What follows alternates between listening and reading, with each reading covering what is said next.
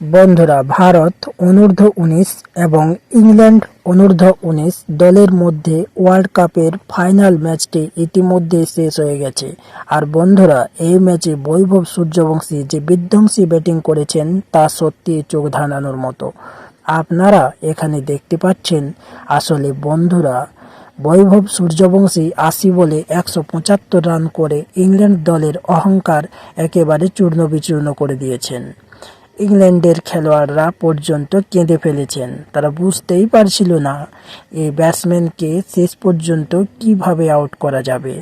জি হ্যাঁ বন্ধুরা, আপনারা যাকে এখন স্ক্রিনে দেখছেন তিনি ফাইনালের মতো বড় বড় মঞ্চে ঠিক সেই রকম একটি ফাইনাল সুলভ ইনিংস খেলেছেন, যা যে কোনো দলকে হেরে যাওয়া ম্যাচ জিতিয়ে দেওয়ার ক্ষমতা রাখে। এই পিচ ব্যাটিংয়ের জন্য একদমই সহায়ক ছিল না। বল আটকে আসছিল, ব্যাটে ঠিক মতো আসছিল না, কিন্তু তারপরেও বৈভব সূর্যবংশী প্রথম বলে ছক্কা মেরে নিজের ইচ্ছেটা পরিষ্কার করে দিয়েছিলেন। ফাইনাল হোক ওয়ার্ল্ড কাপের প্রথম ম্যাচ, আমি এমনভাবেই ব্যাটিং করব, পারলে কেউ এসে আমাকে থামিয়ে দেখাক। বন্ধুরা, যখন বৈভব সূর্যবংশী ইনিংস শুরু করেছিলেন তখন কেউই ভাবেনি যে আজ তিনি ৮০ বলে ১৭৫ রান করে ফেলবেন। তবে মনে একটা প্রশ্ন ছিল, যদি বৈভব সূর্যবংশী তাড়াতাড়ি আউট হয়ে যান তাহলে কি ভারত আজ এই ফাইনালে ২০০ থেকে ৩০০ রানের গণ্ডি পেরোতে পারবে? কিন্তু বন্ধুরা, বৈভব সূর্যবংশী যেভাবে ব্যাটিং করে দেখালেন, সত্যি এই ব্যাটসম্যানকে আজ স্যালুট জানাতে মন চায়। আপনাদের জানিয়ে রাখি, ৮০ বলে ১৭৫ রান করার সময় বৈভব সূর্যবংশী ১৫টি ৪ ও ১৫টি ছক্কা মেরেছেন। এটা শুনেই আপনারা নিশ্চয়ই অবাক হয়ে গেছেন। আপনারা দেখতে পাচ্ছেন, এমনকি ইংল্যান্ডের উইকেট কিপার পর্যন্ত বৈভব সূর্যবংশীর ব্যাটিং দেখে হতবাক হয়ে গিয়েছিলেন। মনে হচ্ছিল আজ এই ব্যাটসম্যানকে আমরা আউট করতেই পারবো না। আর বন্ধুরা, এখানেই থেমে থাকেননি বৈভব সূর্যবংশী। একের পর এক বোলারকে তিনি আক্রমণ করেছেন। এমনকি একটি ওভারে এক বোলারের কাছ থেকে তিনি ২৬ রান তুলে নিয়েছেন। এখন আপনারা নিজেরাই আন্দাজ করতে পারছেন যে আজ বৈভব সূর্যবংশী কি ভয়ঙ্কর তাণ্ডব চালিয়েছেন। চলুন বন্ধুরা, এবার ম্যাচটা শুরু করে দেখা যাক। সরাসরি আপনাদের নিয়ে চলে আসি স্কোরবোর্ডের দিকে। আপনারা দেখতে পাচ্ছেন, ভারতের অধিনায়ক আউস মাত্রে টস জিতে প্রথমে ব্যাট করার সিদ্ধান্ত নেয়। তিনি জানতেন যে আজ পিচ ভালো আচরণ করছে। এর ফলস্বরূপ ভারতীয় দল প্রথমে ব্যাট করে ৯ উইকেট হারিয়ে তোলে ৪১১ রান।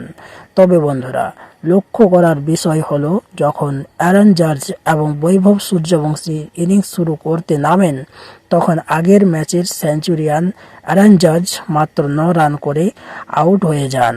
তখন সবাই ভাবছিল হয়তো আজ ভারত বড় স্কোর করতে পারবে না।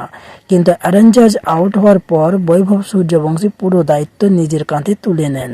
বন্ধুরা, আপনারা দেখতে পাচ্ছেন, ৮০ বলে তিনি ১৫টি ৪ ও ১৫টি ছক্কা মেরেছেন। ২২৮ স্ট্রাইক রেটে ব্যাটিং করেছেন, মানে প্রায় প্রতি ওভারে অন্তত একটি বাউন্ডারি বা ছক্কা ছিল। বন্ধুরা, ১৫টি ৪ আর ১৫টা ছক্কা এমনি এমনি আসে না। এটা কেবল একজন প্রতিভাবান ব্যাটসম্যানই করতে পারেন। বৈভব সূর্যবংশী যখন ১৭৫ রান করেন তখন তার সঙ্গে আউস মাত্র ৫৩ রান করে আউট হয়ে যায়। এরপর বন্ধু, ভারতের ইনিংস কিছুটা ধীর হয়ে যায়।